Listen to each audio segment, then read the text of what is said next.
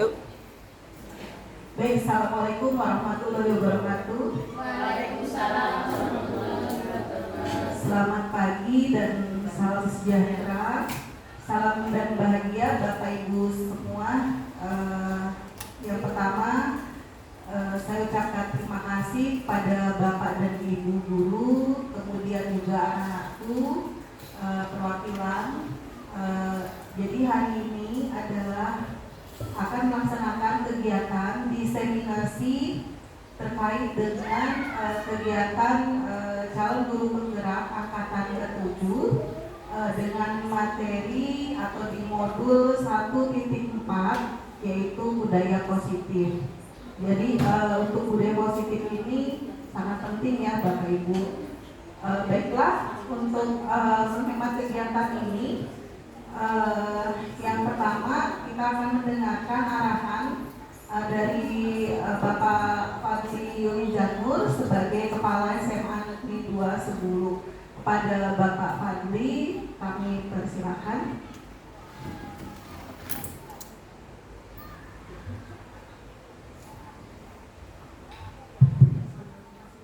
Bismillahirrahmanirrahim. Assalamualaikum warahmatullahi wabarakatuh. Selamat pagi dan salam sejahtera buat kita semua. Yang saya hormati Bapak Ibu, guru, kemudian anak-anakku peserta didik yang kebetulan ada 4 orang ya. Saya ingat kayak Blackpink. Ya, jangan tegang, santai aja. Kemudian calon guru penggerak Bu Anis yang hari ini ada punya kegiatan yaitu diseminasi ya, tentang masalah budaya positif. Mudah-mudahan saya berharap kegiatan ini menjadi kegiatan bukan hanya ketika menjadi calon guru penggerak, karena judulnya ini bagus, budaya disiplin. Karena disiplin ini adalah dasar kita, siapapun, bukan hanya sekedar guru, siapapun kalau ingin berhasil atau sukses dimulai dari diri kita sendiri dengan disiplin. Nah, mudah-mudahan dengan adanya budaya disiplin ini bukan hanya kita sendiri selaku para guru atau tenaga pendidik, tetapi juga itu bisa menularkan kepada para siswa. Nah, kebetulan ada perwakilan siswa di sini. Mudah-mudahan bisa menyerap atau memahami apa sih artinya budaya disiplin itu. Ya kan, apalagi di sini ada Pak Nanda ya, sambil menikmati sarapan yang luar biasa. Ya. Mudah-mudahan tujuannya bukan karena sarapan itu. Amin. Ya, salah satunya. Ya, terima kasih. Jadi ini juga adalah faktor membuat disiplin ini menjadi bagus. Ada stimulus, ada respon. Ya, tapi bukan karena ini kita jadi disiplin.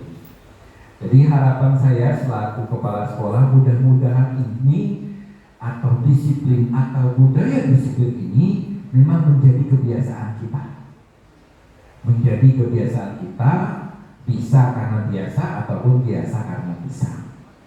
Mudah-mudahan sebagai salah satu karakter kita, disiplin itu bisa kita implementasikan kepada semua warga sekolah, guru, ya kan, staf tata usaha, kemudian staf-staf yang lainnya, maupun kepada peserta didiknya.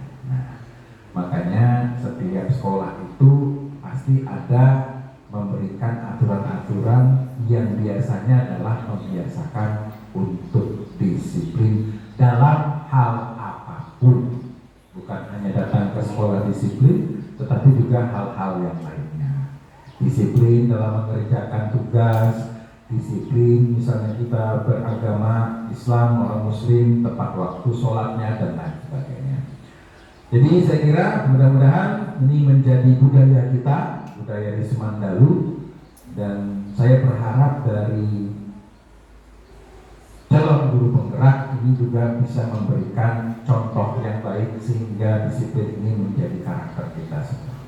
Saya kira itu saja yang bisa dapat saya sampaikan. Kurang lebihnya saya mohon maaf. Saya akhiri. Wassalamualaikum warahmatullahi wabarakatuh.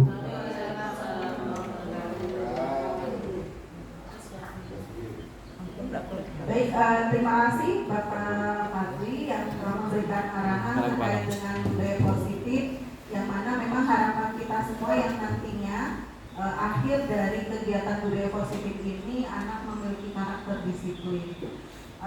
Baiklah, kemudian yang berikutnya kegiatan diseminasi ya. Jadi kegiatan ini yang akan disampaikan oleh Ibu Ani Sudarwati. Beliau sebagai calon guru penggerak angkatan ke-7. Nah, nanti kita semua akan sharing atau misalnya ya berbagi informasi terkait dengan budaya positif yang seperti apa sih di kegiatan di calon guru penggerak. Baiklah, saya persilakan kepada Ibu Anis untuk menyampaikan kegiatan diseminasi ini.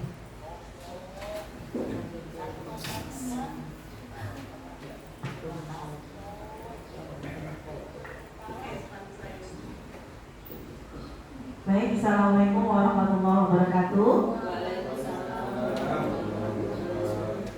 Selamat pagi semuanya, Bapak Ibu. Ya, yang saya hormati Bapak Kepala SMA Negeri 210, yaitu Bapak Fadli Yudhizanur SPDN APPB.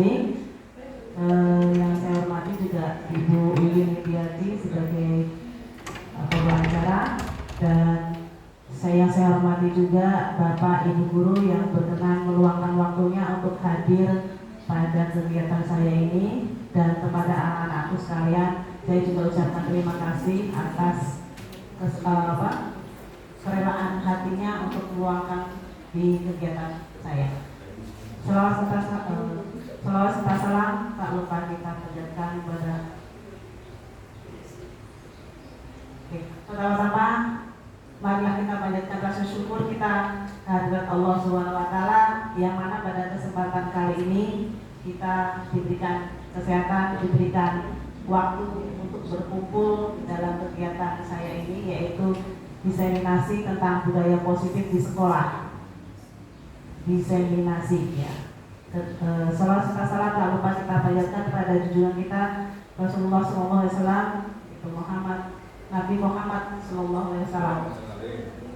Semoga kita semua mendapat syafaat di hari akhir nanti. Amin. Baik, tidak perlu berpanjang lebar, saya akan menyampaikan atau berbagi sedikit ilmu tentang budaya positif di sekolah. Di sini saya bukan menggurui, karena di sini ada 2 GP yang sudah profesional, yaitu ada Bu Irianti dan ada Bu Wiwin. Nanti mohon masukannya juga. Ada Ibu Wakakur juga, nanti bisa memberikan masukan kepada saya dan teman-teman sekalian.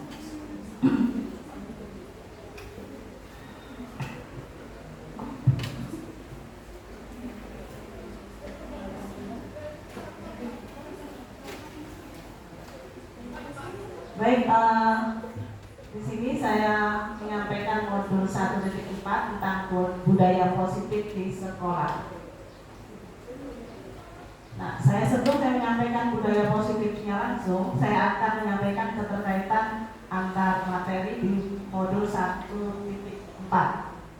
yaitu yang pertama ada filosofi pemikiran Ki Hajar Dewantara, yang kedua nilai dan peran guru penggerak, yang ketiga visi guru penggerak yang sudah saya sampaikan di pertemuan kemarin, dan yang terakhir di sini ada budaya positif. Dan tujuan akhir dari profil pelajar Pancasila yang pertama yaitu beriman, bertakwa kepada Tuhan Yang Maha Esa, dan berakhlak mulia, mandiri, bernalar kritis, kreatif, bergotong royong, dan berkebinekaan global. Nah, di sini filosofi pemikiran Ki Hajar Dewantara, pendidik adalah penuntun segala kekuatan kodrat yang ada pada anak, baik kodrat alam maupun kodrat zaman, sehingga mereka mencapai keselamatan dan kebahagiaan setinggi-tingginya. Pendidikan menghamba pada murid Pendidikan haruslah berpihak pada murid sesuai dengan minat dan bakat kemampuan anak. Pendidik ibarat petani, sekolah ibarat lahan, dan siswa ibarat benih. Petani hanya bisa merawat atau menuntut tumbuh kembangnya benih, sedangkan yang menentukan adalah lahan dan lahan tersebut. Nah, di sini ada nilai dan peran guru penggerak. Dari pernyataan Ki Hajar Dewantara, maka seorang pendidik harus mempunyai nilai dan menjalankan perannya agar mampu menuntut tumbuh kembangnya murid melalui pengajaran yang berpusat pada murid. Nilai guru penggerak ada mandiri, reflektif, inovatif, kolaboratif, dan berpihak pada murid. Sedangkan peran guru penggerak, peran seorang guru, yaitu menjadi pemimpin pembelajaran, menjadi coach bagi guru lain, mendorong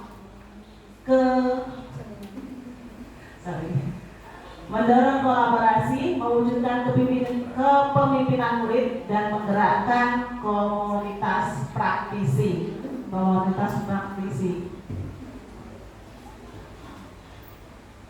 Visi guru penggerak seperti yang kemarin sudah saya sampaikan, ada tahap-tahapannya. Dalam mewujudkan suatu perubahan diperlukan visi dan langkah-langkah yang tepat dalam mencapainya. Visi dapat terwujud jika terdapat kerjasama dengan semua warga sekolah. Oleh karena itu, dalam mewujudkan visi diperlukan langkah konkret dengan menggunakan metode inquiry apresiatif dengan tahapan bagian. Tahapan bagian itu sendiri adalah B-nya buat pertanyaan, ambil pelajaran, gali mimpi, jabarkan rencana, dan atur eksekusi yang sudah saya jelaskan di pertemuan sebelumnya. Dan di sini yang akan kita bahas yaitu tentang budaya positif.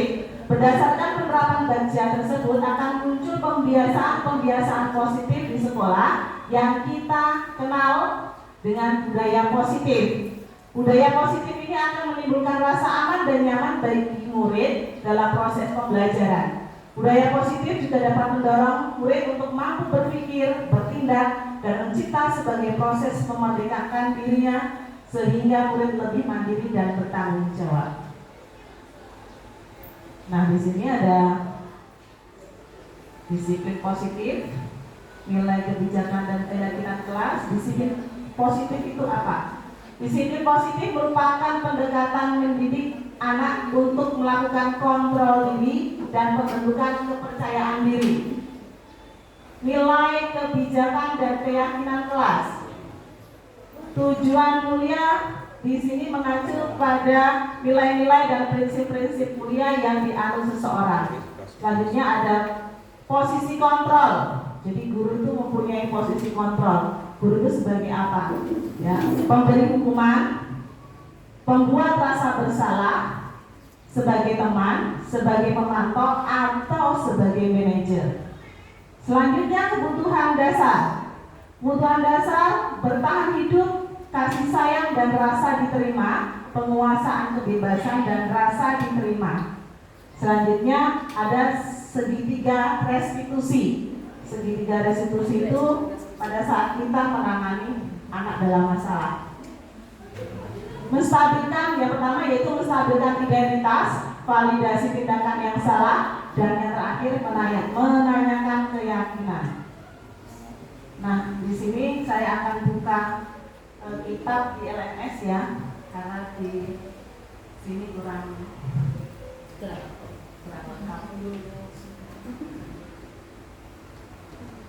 Ya, yang pertama,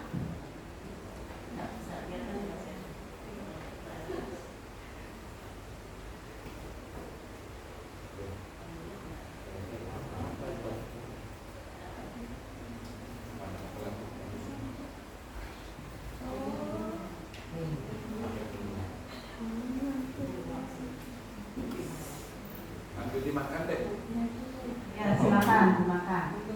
Santai ya, nggak usah takut, tidak ada apa-apa. Udah mau? Diambil. Diambil pas bola. Ada Pak Bendahara? Ada penampakannya. Nyapa begitu? Ya, panggil-panggil kita ya.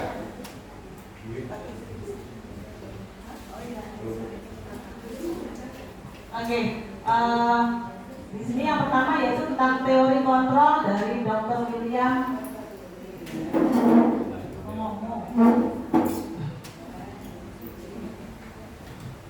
Yang pertama ada ilusi guru mengontrol murid, ada ilusi bahwa semua penguasaan penguatan positif, efektif dan bermanfaat, ilusi bahwa kritik dan membuat orang merasa bersalah dapat menguatkan karakter, ilusi bahwa orang dewasa memiliki hak untuk memaksa. Ya. Selanjutnya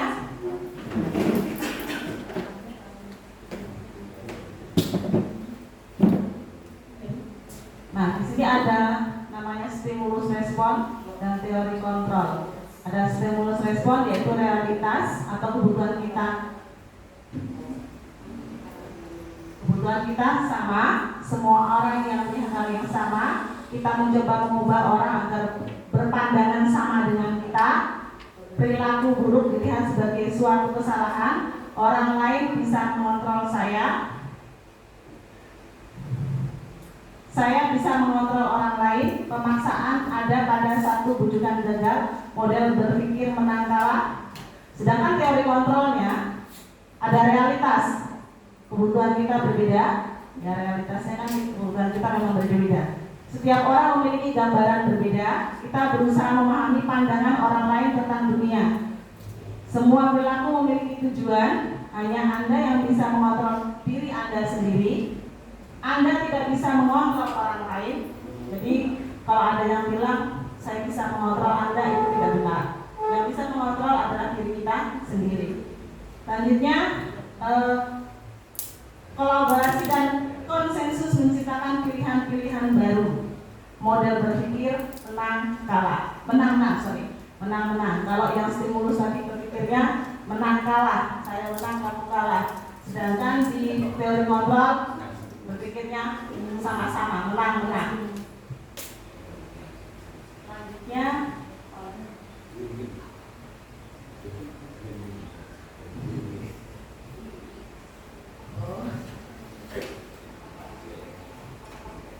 nah, di sini makna kata disiplin. Ketika kita mendengar kata disiplin, yang terbayang dalam benak kita itu kan pastinya aturan, ya, tata tertib. Kebanyakan orang akan menghubungkan kata disiplin dengan tata tertib, teratur, dan kepatuhan pada peraturan. Kata disiplin juga sering dihubungkan dengan hukuman, padahal itu sungguh berbeda.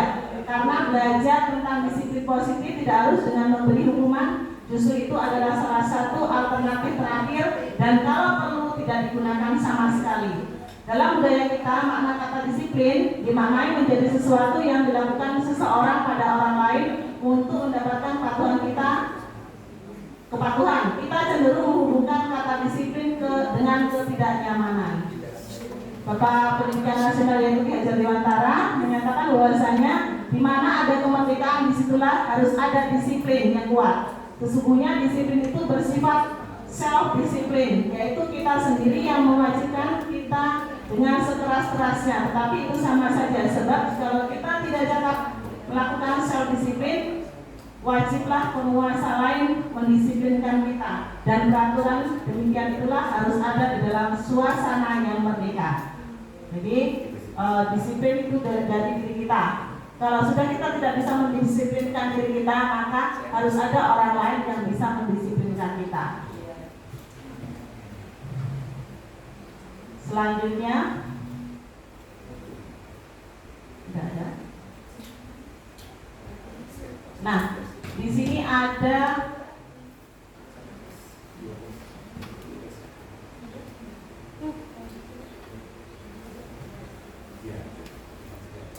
nilai-nilai bajikan dari 6 institusi. Yang pertama ada profil pelajar Pancasila, yang pastinya Bapak Ibu sudah hafal. Beriman, bertakwa pada Tuhan Yang Maha Esa, dan berakhlak mulia, mandiri, bernalar kritis, kebinekaan global, bergotong royong, dan kreatif. Selanjutnya yang kedua ada Ibu Primary Yours program sikap murid, yaitu toleransi, rasa hormat, integritas, mandiri, menghargai, antusias, empati, keingintahuan, kreativitas, kerjasama, percaya diri, serta komitmen. Dan yang ketiga, 9 pilar karakter.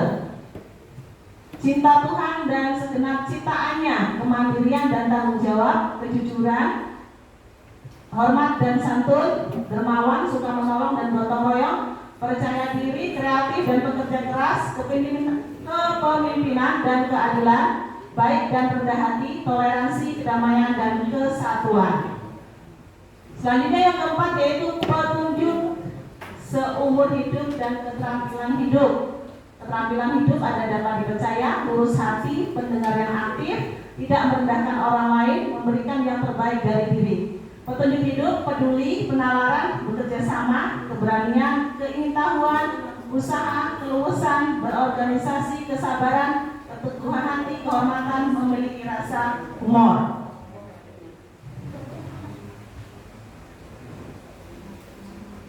Selanjutnya, the 7 essential virtues. Empati, suara hati, kontrol diri, rasa hormat, kebaikan, toleransi, dan keadilan. Dan yang terakhir, ada proyek nilai-nilai dibajikan. Ada peduli, rajin, integritas, rasa hormat, dan banyak sekali. Selanjutnya,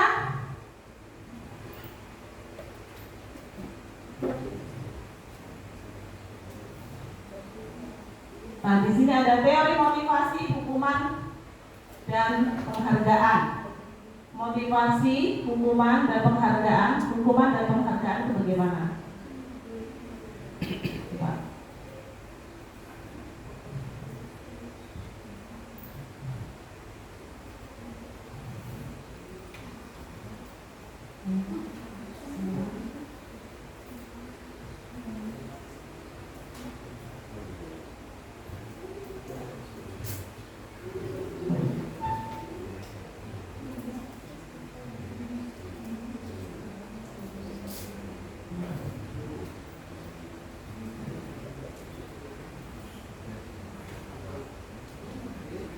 Nah, di sini ada contoh. Iva kurang menguasai pelajaran matematika sehingga pada saat pelajaran tersebut berlangsung dia lebih banyak bersiar diri atau menggambar di buku pelajaran. Pada saat guru matematikanya Pak Seno menanyakan pertanyaan, Iva menjadi gugup dan tak sengaja menjatuhkan tasnya dari kursi serta tiba-tiba menjadi gagap pada saat berupaya menjawab. Seluruh kelas pun tertawa melihat perilaku Iva yang bicara tergagap dan terkejut tersebut. Pak Seno pada saat itu membiarkan teman-teman Iva menertawakan Iva yang tergagap dan malu luar biasa, dan malahan minta Iva untuk maju ke depan dan berdiri di depan kelas sambil menunjuk hidungnya karena tidak bisa menjawab pertanyaan Pak Seno. Kelas makin gaduh dan anak-anak pun tertawa melihat Iva di depan kelas memegang ujung hidungnya. Nah di sini nanti kita apakah kita setuju dengan tindakan Pak Seno tersebut? Menurut Anda tindakan Pak Seno tersebut bentuk hukuman atau konsekuensi? Kita lihat dulu.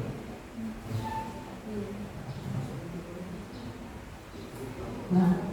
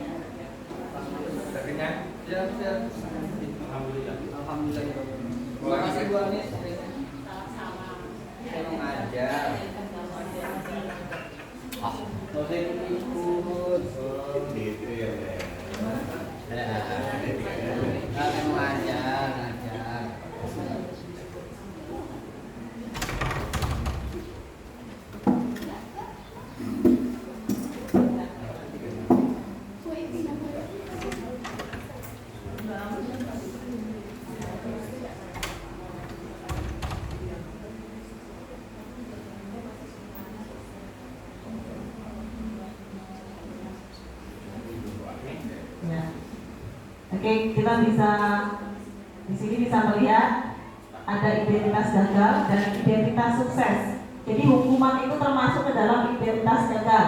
Sedangkan disiplin terdiri dari konsekuensi dan restitusi itu adalah identitas sukses. Yang bentuknya hukuman, sesuatu yang menyakitkan harus terjadi. Tidak nyaman untuk murid atau anak untuk jangka waktu panjang. Korban mendapatkan keadilan. Murid atau anak akan tersakiti. Perilaku pasif agresif meningkat. Sistem tidak akan berjalan bila murid tidak takut. Selanjutnya untuk yang bentuk konsekuensi, sesuatu harus terjadi. Beda sesuatu yang menyakitkan harus terjadi dan sesuatu harus terjadi. Ya, selanjutnya tidak nyaman untuk murid atau anak untuk jangka waktu pendek. Korban bisa diabaikan, murid atau anak dibuat tidak nyaman. Sedangkan restitusi merupakan pilihan, ya, pilihan. Menguatkan untuk murid atau anak dalam jangka waktu panjang. Jadi restitusi itu, jadi siswa itu bisa memilih dan dia bisa bertanggung jawab di akhirnya, bisa menentukan bagaimana jalan keluarnya. Korban mendapatkan ganti, murid atau anak mendapatkan penguatan. Dan masalah perpecahan, murid belajar bertanggung jawab untuk perilakunya. Fokus pada pemecahan masalah dalam jangka waktu panjang. Jadi fokusnya pada pemecahan masalah, bukan pada masalahnya.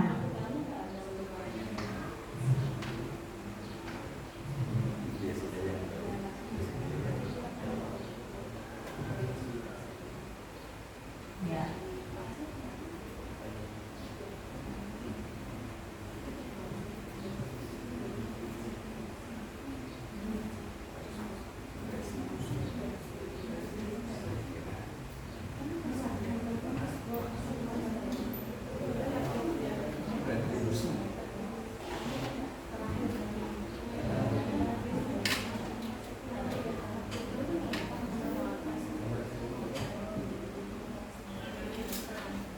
Kita langsung ke yang apa namanya, keyakinan kelas. Keyakinan kelas.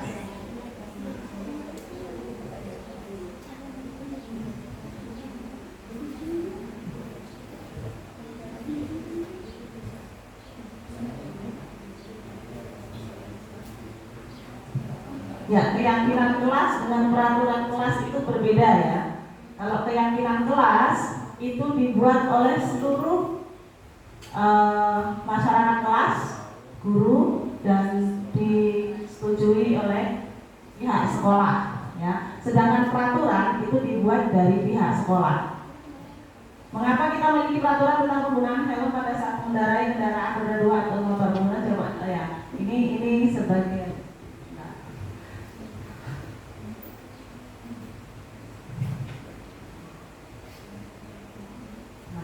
untuk membuat keyakinan kelas. Seperti kemarin saya sudah buat di kelas 11 IPS 1, dan seharusnya ini semua kelas itu punya keyakinan kelas ya. Jadi antara wali kelas dan siswanya itu nanti membuat satu keyakinan kelas. Cara-caranya, langkah-langkahnya, lihat daftar kebajikan yang telah disusun bersama. Tentukan nilai kebajikan yang ingin dijadikan perhatian utama di sekolah. Sempurnakan beberapa daftar nilai kebajikan yang utama. Bahas kembali dalam kelompok utama. Buatlah poster atau muat di sosial media keyakinan sekolah atau kelas Anda. Dan dalam membuat keyakinan kelas ini harus menggunakan kalimat positif, ya Bu Ir ya. Contohnya tidak boleh menggunakan jangan makan di kelas, itu tidak boleh. Nanti kemarin itu perlu direvisi. Sebaiknya makan di luar kelas. Tidak boleh ada kata jangan, ya. Jadi hindari kata jangan. Dilarang, itu juga hindari. Jadi kalimatnya yang positif, ya Bu Udin. Contohnya itu tadi, sholat tepat waktu, masuk kelas tepat waktu. Siswa diharapkan masuk kelas tepat waktu. Itu untuk kelas bisa, ya, untuk keyakinan kelas. Kalau guru terserah bisa. Selanjutnya dilarang. Ya, sebaiknya. Ya, guru seharusnya datang tepat waktu. Ya. Nah, oke, selanjutnya ya, guru sebaiknya tidak boleh melakukan. Saya itu, bukan aku kan Bu. Ya, ini yang paling penting yaitu 5 posisi kontrol. Nah, sebagai seorang guru itu punya, tanpa kita sadari, kita itu, saya sendiri itu lebih sering menjadi penghukum dan pembuat rasa bersalah. Nah, di sini posisi kontrol seorang guru yang pertama sebagai penghukum. Sebagai penghukum itu seorang penghukum bisa menggunakan hukuman fisik maupun verbal. Orang-orang yang menjalankan posisi penghukum senantiasa mengatakan bahwa sekolah memerlukan sistem atau alat yang dapat lebih menekan murid-murid lebih dalam lagi. Guru-guru yang menerapkan posisi penghukum berkata, patuhi aturan saya atau awas. Ya, itu penghukum. Awas. Ini bukan saya yang bilang, ya, sebentar. Kamu selalu saja salah, pasti selalu yang terakhir selesai. Nah, penghukum pada suara tinggi, bahasa tubuh, mata melotot, dan jari menunjuk-nunjuk menghardik. Terlambat lagi. Nah, nanti kalau kita menerapkan ke siswa, hasilnya kemungkinan murid marah dan mendendam atau bersifat agresif. Bisa jadi sesudah kembali duduk, murid tersebut akan mencoret-coret bukunya atau meja tulisnya, yang jelas mereka akan marah. Iya sih, saya mengalami sendiri itu, Mister. Karena saya sering begitu, Mister.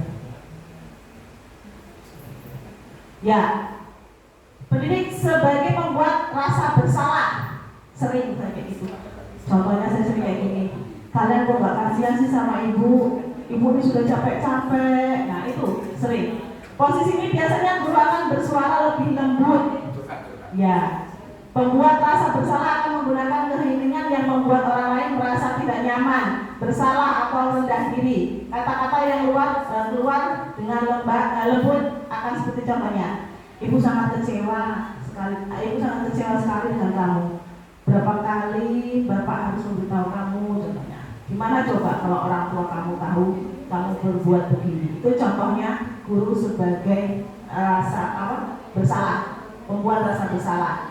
Hasilnya, kalau kita sering begitu, murid akan merasa bersalah telah mengecewakan ibu atau bapak gurunya. Murid akan merasa menjadi orang yang gagal dan tidak sanggup membahagiakan orang lain. Kadangkala sikap seperti ini lebih berbahaya dari sikap penghukum, karena emosi akan tertanam rapat di dalam murid menahan perasaan, tidak seperti murid dalam dengan guru penghukum, di mana murid bisa menumpahkan amarahnya walaupun dengan cara negatif. Murid tertekan seperti inilah yang tiba-tiba bisa meletus amarahnya dan bisa menyakiti diri sendiri atau orang lain. Jadi kita sebagai penghukum masih belum tepat, sebagai pembuat rasa bersalah juga belum tepat. Tapi sekali-kali boleh lah, nggak apa-apa gitu. Nanti sebagai teman, sering saya juga melakukan itu.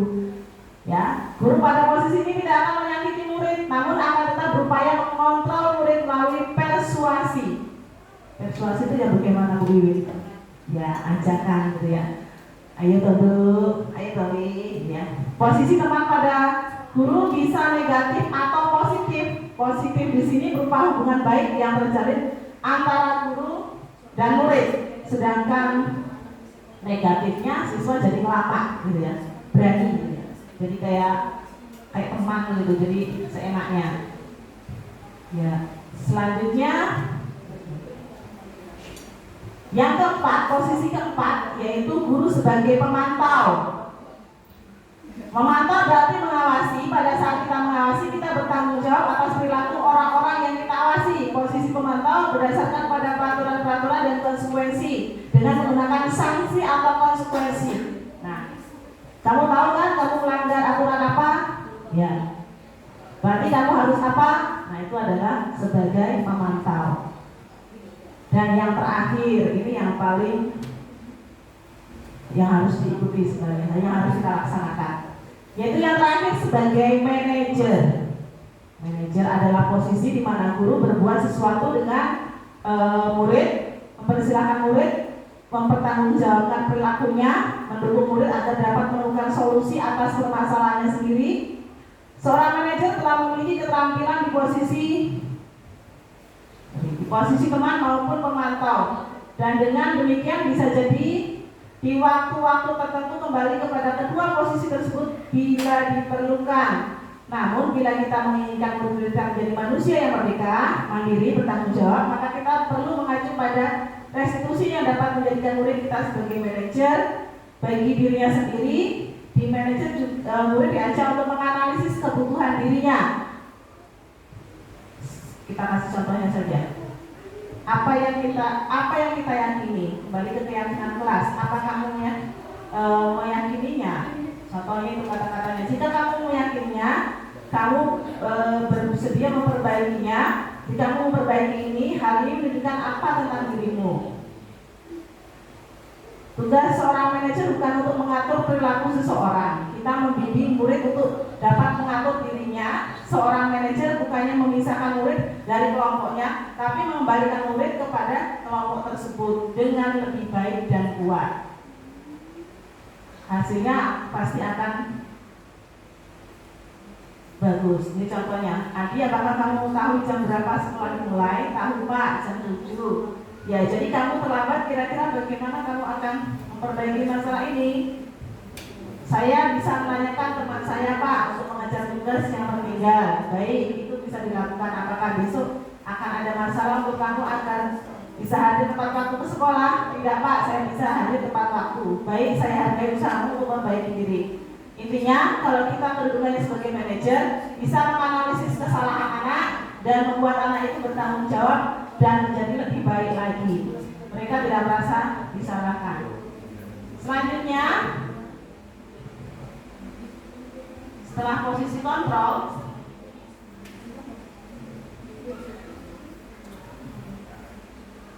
ada segitiga restitusi. Nah, supaya kita menjadi seorang manajer, sebagai manajer kita harus mempraktekkan segitiga restitusi. Segitiga restitusi itu apa sih? Ya, segitiga restitusi yang pertama adalah apabila kita menghadapi anak yang bermasalah, kita validasi dulu tindakan yang salah.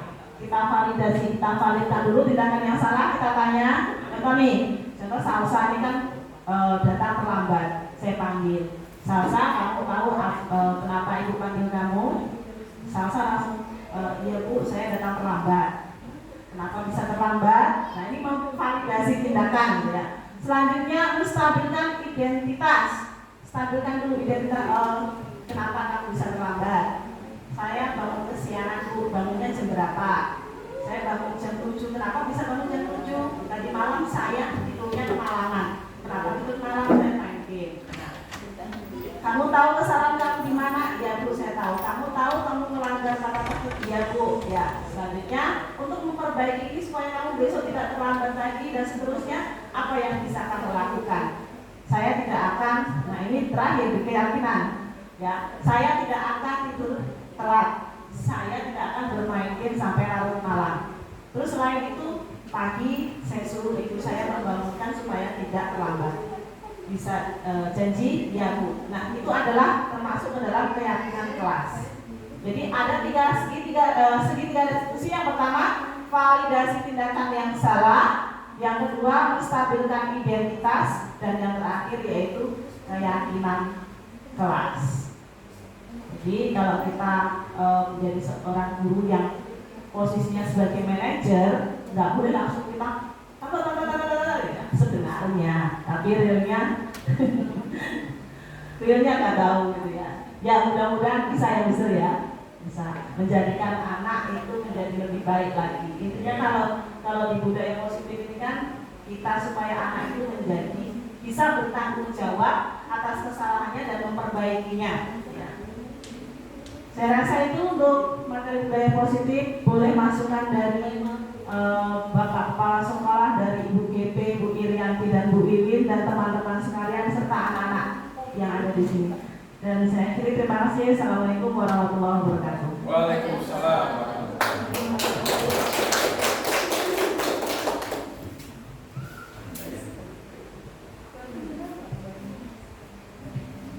Baik, terima kasih Bu Anis atas pemaparan yang telah disampaikan terkait dengan budaya positif, yang mana tadi kita perhatikan ada yang namanya keyakinan kelas ya. Jadi harapannya ke depan itu pertama di setiap kelas itu harus ada yang namanya kesepakatan kelas, dan nanti kesepakatan kelas itu menjadi keyakinan dalam satu kelas, sehingga ketika keyakinan itu terbentuk maka akan menghasilkan sebuah budaya positif di sekolah kita.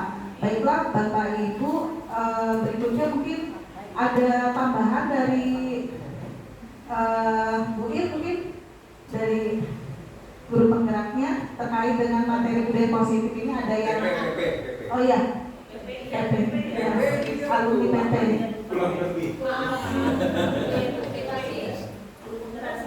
Terima kasih atas kesempatan yang diberikan. Langsung Solo pertama kali ini, saya kira nanti ada. Ini merupakan materi yang paling positif banget, maksudnya paling bagus banget buat perubahan pola pikir guru yang masuk di guru penggerak. Melalui modul ini membuka banget pola pikir termasuk saya sendiri bahwa ternyata sebagai seorang guru kita seharusnya seperti ini dan sebagainya. Mungkin pernah kita mengalami itu pada saat pembelajaran, yang misalnya anak-anak sebelum dihukum kita memberikan dulu pelayanan seperti ini. Jadi validasi tadi itu artinya adalah kita memahami bahwa anak kita kenapa melakukan itu, pasti ada alasannya. Intinya adalah bagaimana kita memahami dulu bahwa mereka terlambat karena apa. Setelah mereka memahami terlambat itu karena wajar, sebuah kewajaran bagi mereka, kita bawalah ke mereka bahwa itu boleh Pak, nggak benar apa yang kamu lakukan. Benar di sisi ini benar, tetapi di sisi lain salah karena itu melanggar peraturan. Setelah itu kita buatlah sebuah kesepakatan atau keyakinan dengan mereka bagaimana cara mengubah supaya mereka tidak terlambat lagi dan membawa mereka ke peraturan. Jadi bukan berarti peraturan itu tidak ada, tetapi benar tata tertib itu benar ada. Sekolah juga benar menegakkan itu. Tetapi bagaimana cara anak kita dibawa ke peraturan itulah yang mungkin akan mengubah pola pikir kita di sana, bagaimana menanganinya. Dan alhamdulillah di sekolah kita insya Allah juga sudah dilaksanakan, di mana guru BK kita juga melakukan itu setiap ada kesalahan atau masalah dengan siswa.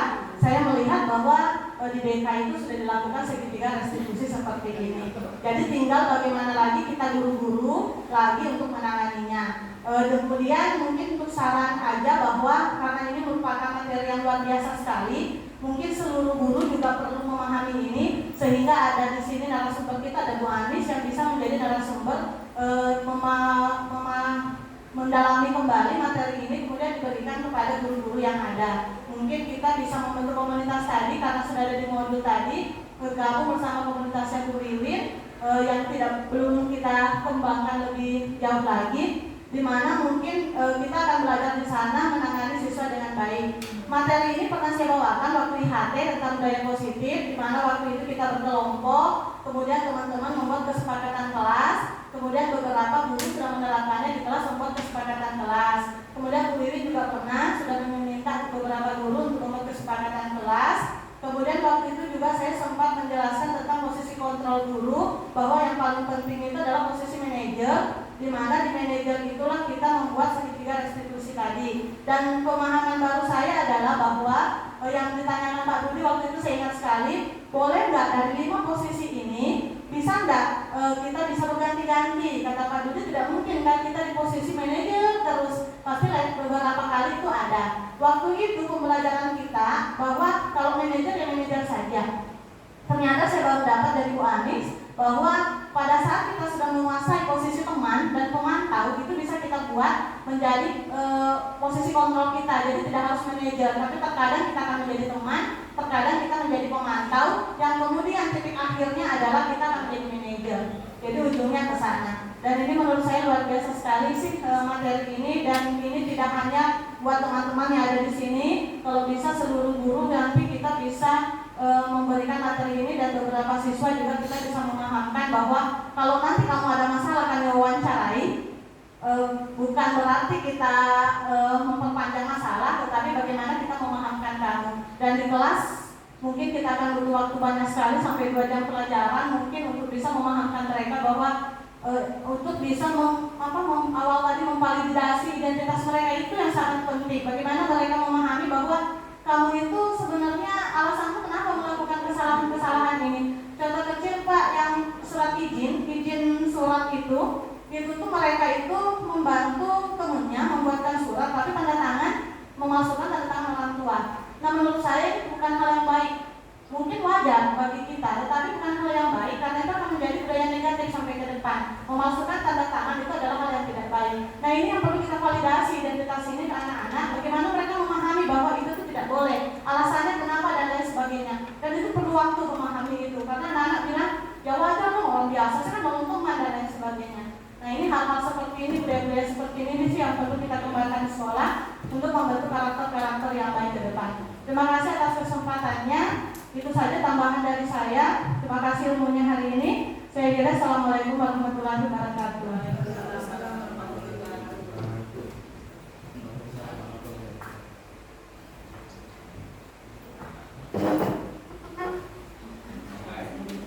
Baik, terima kasih Bu Ir atas masukannya.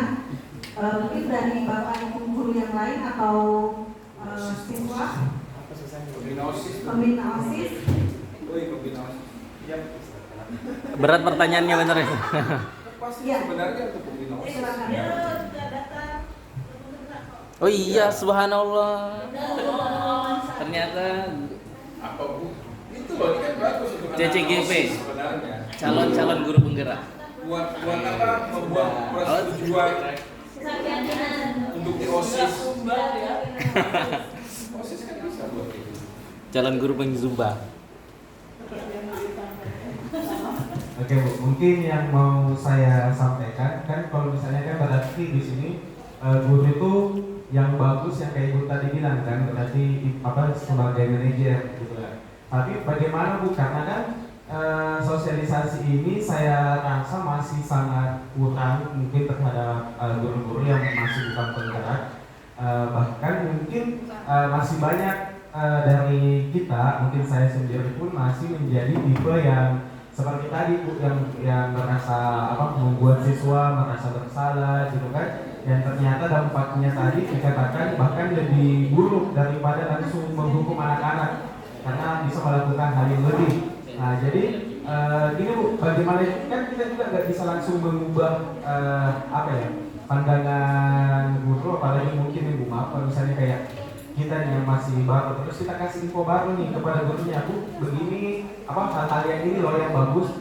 Kadang ada juga kan guru merasa apa sih yang kamu mau, akan saya juga sudah 20 tahun jadi guru saya begini terus nggak ada gitu loh Bu. Saya lebih kalau ke anak-anak itu oke lah kita bisa saling bicara dengan anak-anaknya, masih bisa dengan anaknya, tapi yang susah itu kadang ya sesama gurunya Bu gitu loh Bu. Kalau misalnya kita dan untuk sosialisasi ke guru tersebut tuh misalnya mungkin kita agak susah karena itu biasa mungkin bawa pengalaman, bawa umur yang mungkin ya nggak bisa disangka orang mereka jauh lebih tua dan lebih senior dari kita. Jadi bagaimana Bu caranya mungkin supaya apakah mungkin setelah ini kita adakan sosialisasi ke semua guru bagaimana Bu?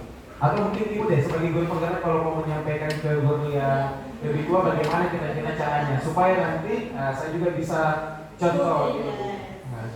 Ya, mungkin seperti itu.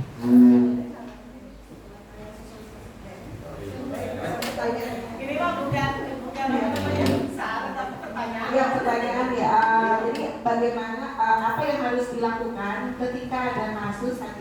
disampaikan oleh Pak Muslimin ini, ketika kita akan mensosialisasikan kegiatan tentang budaya positif yang ada tadi ya, ada model-model guru tadi. Nah kemudian ada mungkin nggak di sekolah ini, ada mungkin di sekolah lain yang kasusnya seperti itu.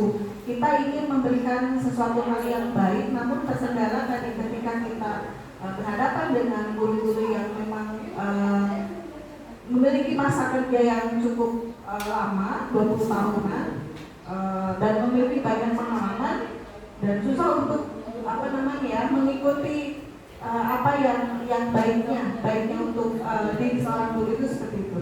Baik, mungkin Bu Anis, silakan.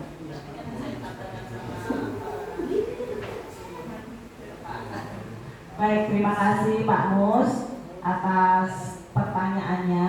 Memang susah ya kalau kita dengan orang-orang yang lebih senior dari kita, dan ya pastinya kadang ada yang memang mereka memahami, kadang yang yaitu tadi bilangnya tuh orang pokoknya aku ini lebih senior dari kamu tuh apa, kamu tuh siapa ya. Kemarin saya juga waktu materi ini bertanya seperti itu pada fasilitator ya. Yang jelas Ibu, yang pertama kita sosialisasikan dulu. Setelah itu yang kedua kita harus membuktikannya. Membuktikannya bagaimana? Contoh, saya ini kebetulan mengajar di kelas 11 IPS 2 yang bilangnya spesial gitu ya. Anak-anaknya spesial. Bagaimana supaya anak ini memang benar-benar spesial, bukan spesial yang negatif. Caranya bagaimana? Dan alhamdulillah sudah di pelajaran saya, mudah-mudahan saya maunya di semua pelajaran ya. Dan alhamdulillah di pelajaran saya pada saat saya masuk kelas,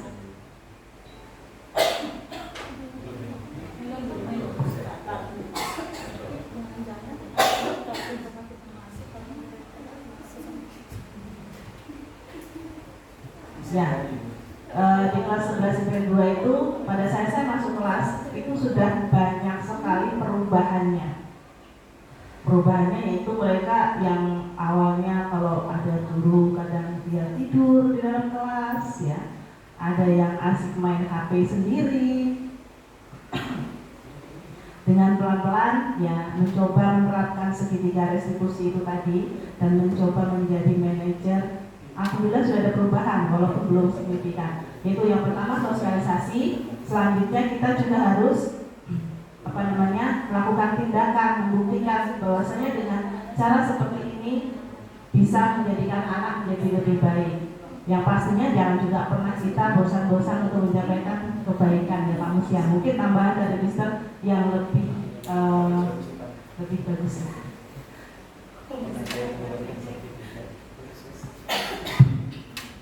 Makanya itu budaya disiplin loh. Kalau kita itu nolak rezeki, Allah marah. Ini namanya juga budaya disiplin. Makan aja atau untuk makan siang ya. Saya kira kelas 10 loh dari muka-mukanya. Ternyata kelas ini anak-anak yang baik nih kayaknya. Ini mukanya itu masih innocent gitu loh. Ya, saya lihat dari 4 ini saya kira anak kelas 10. Ternyata kelas 11 ya. Insya Allah. 11? Oh ini kelas spesial ya? Oh bukan. Ini nggak spesial ya? Malu kan itu malu ya. Malu itu boleh, tapi jangan semuanya malu rugi. Ya, baik. Ini sebenarnya pertanyaan susah-susah. Bener, saya aja berat melaksanakan seperti itu. Karena namanya manusia itu tergantung mood. Itu nggak bisa kita hindari yang namanya mood itu. Yang konsisten seperti itu mungkin hanya orang-orang tertentu. Saya terus terang aja, saya itu kebanyakan itu kan yang nomor 1 penghukum. Kenapa? Karena ada situasi yang perlu kita tanamkan di sana. Kita lihat situasi dan kondisinya juga adalah bagaimana sang anak. Kalau seperti itu adalah kondisi yang bisa kita katakan kondisi yang mendukung. di setiap sekolah. Tapi ketika kita melihat sekolahnya itu spesial, bisa berjalan, tapi bikin berat. Butuh waktu, butuh proses. Nah, untuk hal ini, saya senang nih budaya positif, yaitu budaya disiplin.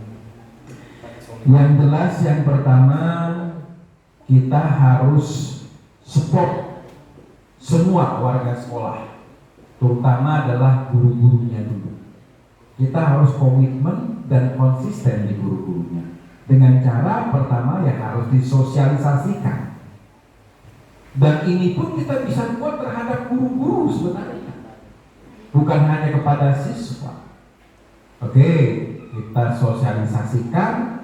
Ini ada seperti ini, bagaimana Bapak Ibu guru cara menghadapi siswa dengan menggunakan pilihan-pilihan yang tentunya lebih baik pilihannya adalah pilihan menjadi manajer. Jadi 1 penghukum, 2 apa tadi?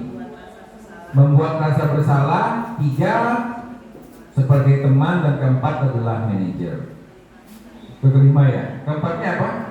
Pemantau. Saya rasa semuanya bisa digunakan kok, sesuai dengan kondisi yang ada. Kita tidak bisa menyamakan semua sekolah, beda. Kita tidak bisa menyamaratakan semua siswa, beda. Dan kita tidak bisa menyamakan semua guru, berbeda. Ada guru yang bisa menerima, ada guru menerima tapi diam. Setuju, tapi dia tidak mengaplikasikan. Ya. Ada yang menolak sama sekali, dan ada yang mau melakukan tapi setengah-setengah. Ada yang mau melakukan benar-benar tapi malu dan takut dianggap PII. Tahu PII? Kalau bahasa Banjar itu pina iya-iyanya. Takut disirikin, dibilang gaya gitu. Apalagi masih guru baru. Menjawab pertanyaan Pak Muslimin itu sebenarnya tergantung dari pimpinannya, top leadernya. Makanya saya tuh berpikir kapan bisa mensosialisasikan, bukan sosialisasi aja sih, komitmen kita bersama untuk melaksanakan hal seperti ini. Yang namanya manusia sering lupa daripada ingat. Mungkin murid-murid juga seperti itu karena guru juga manusia biasa, ya kan? Jadi saya berharap sebenarnya kalau memang mau mengadakan itu bisa kita adakan, kita sosialisasikan dengan cara apa? Kita di sini punya guru penggerak yang bisa langsung mensosialisasikan, dan kita carikan waktunya karena ini luar biasa. Materinya luar biasa dan tidak semua guru tahu. Tidak semua guru tahu. Saya juga baru tahu ini. Kalau saya kan biasa berdiri depan situ kan tipenya bukan tipe sebagai teman, ya kan, bukan tipe sebagai pemantau. Saya biasanya tipenya sebagai penghukum, iya kan. Gak tahu sih orang yang nilai ya.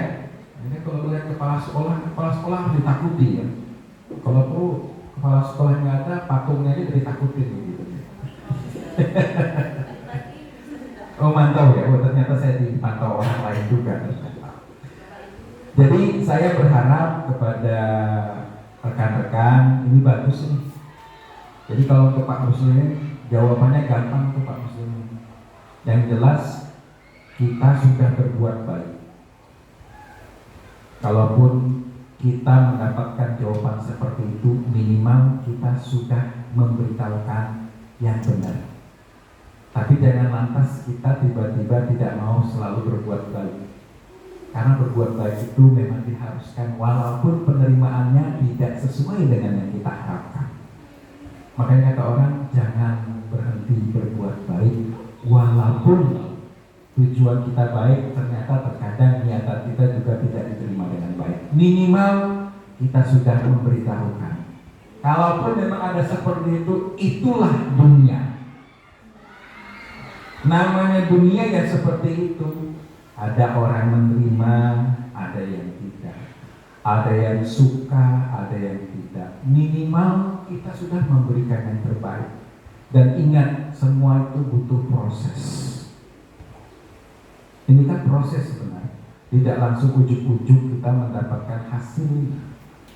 Minimal pasti nanti ada yang berubah menuju kebaikan, walaupun sedikit demi sedikit.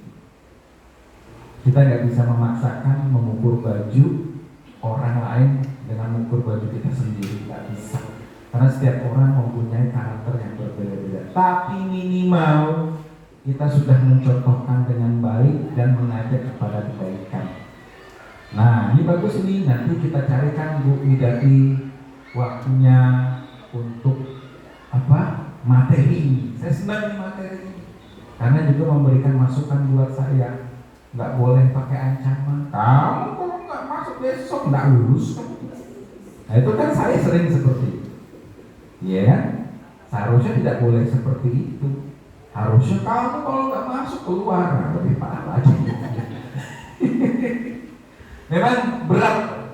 Saya ingin mengatakan bahwa menjadi guru itu adalah pekerjaan yang paling berat di level tertinggi kalau orang paham. Karena kita mengubah karakter orang. Enak kita kerja misalnya tukang bangunan, dokter enak itu. Kalaupun dia meninggal itu sudah suratan takdir. Maaf, kami sudah berusaha. Nih guru, nggak mungkin benar itu sudah suratan takdir dia nakal, nggak bisa.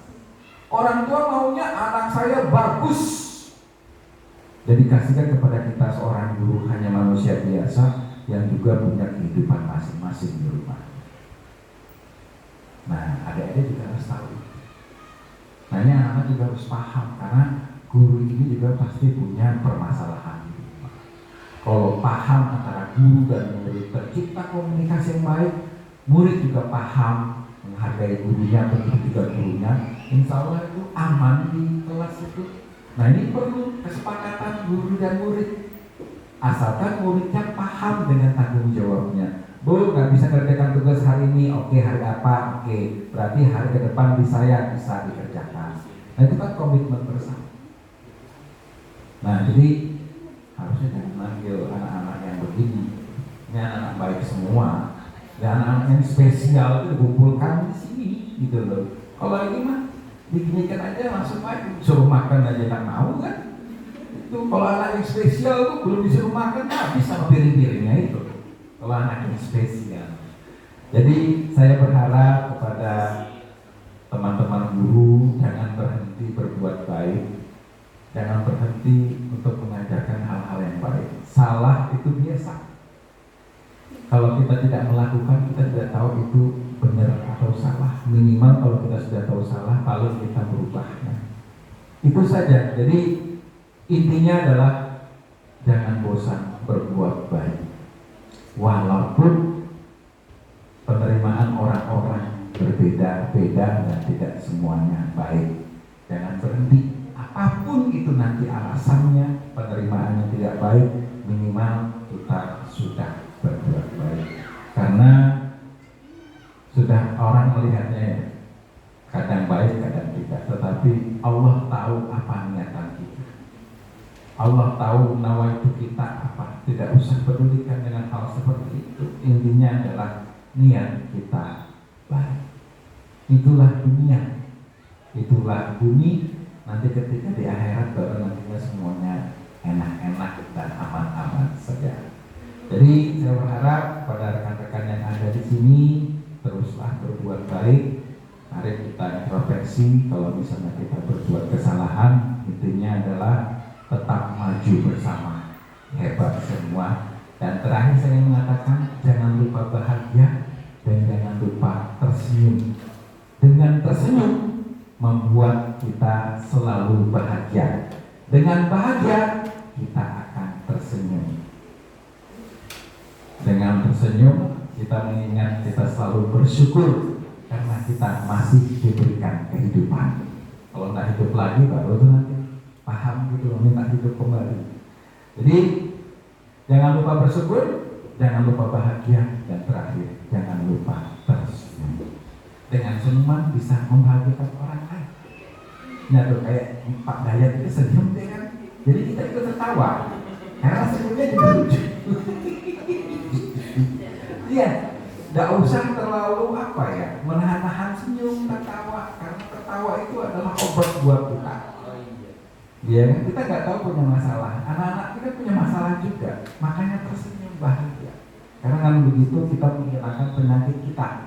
Apa itu? Stroke. Makanya kita senyum aja gitu, senyum aja. Apapun yang kita tetap senyum, tapi jangan kelamaan senyumnya. Ya saya kira itu saja. Terima kasih, saya suka, ini memang luar biasa.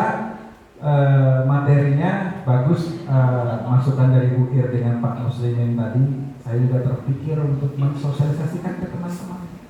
Tapi guru-gurunya harus ngumpul semua, plus ke siswa juga, terutama siswa yang spesial pakai telur. Ya kalau ini susah sebenarnya, makan aja tak mau.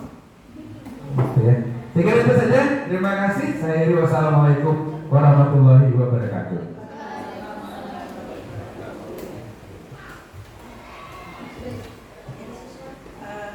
Selesai siswa, awalin dulu dia mau. Kemudian yang berikutnya mungkin dari siswa.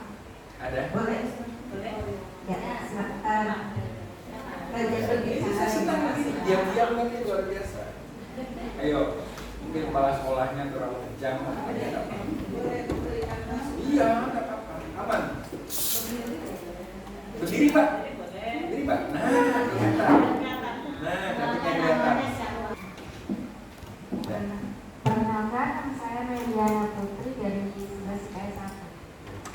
Saya mau nanya, apa saja dampak yang ada? Dan apa saja dampak yang ada di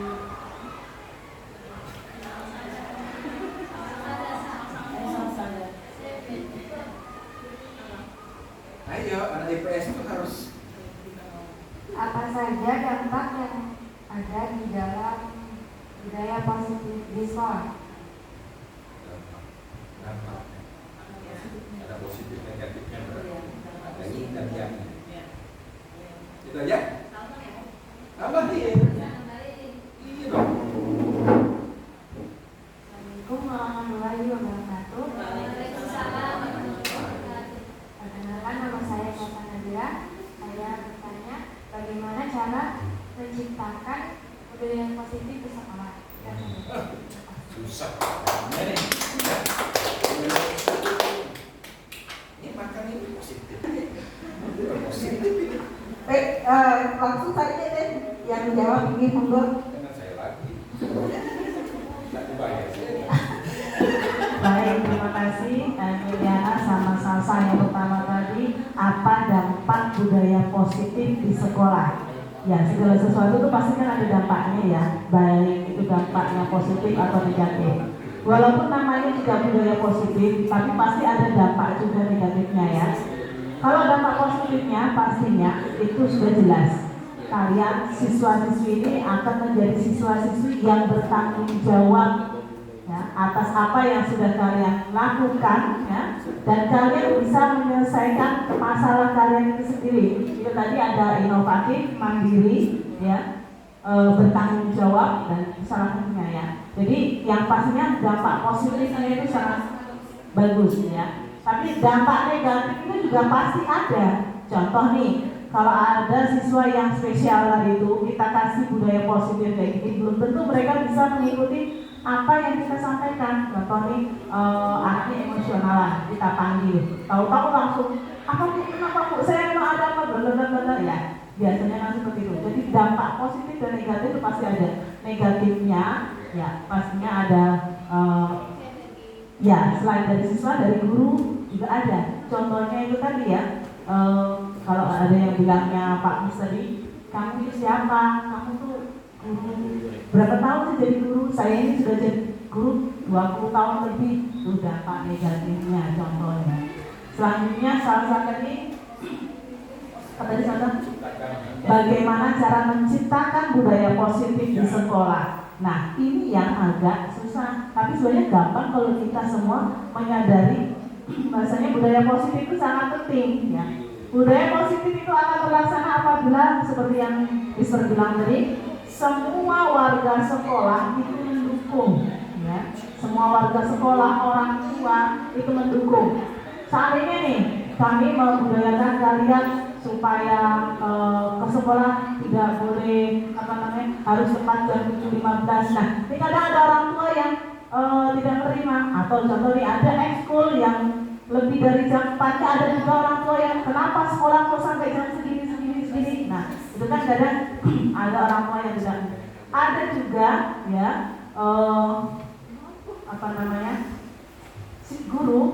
guru sendiri yang tidak bisa menerapkan budaya positif itu sendiri. Itu tidak akan tercipta budaya positif kalau semuanya tidak bisa mendukung. Jadi budaya positif itu di sekolah akan terlaksana bila semua warga masyarakat sekolah itu mendukung, ya.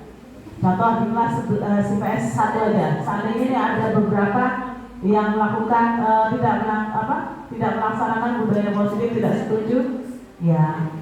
Nggak 100% kita bisa melaksanakan budaya positif.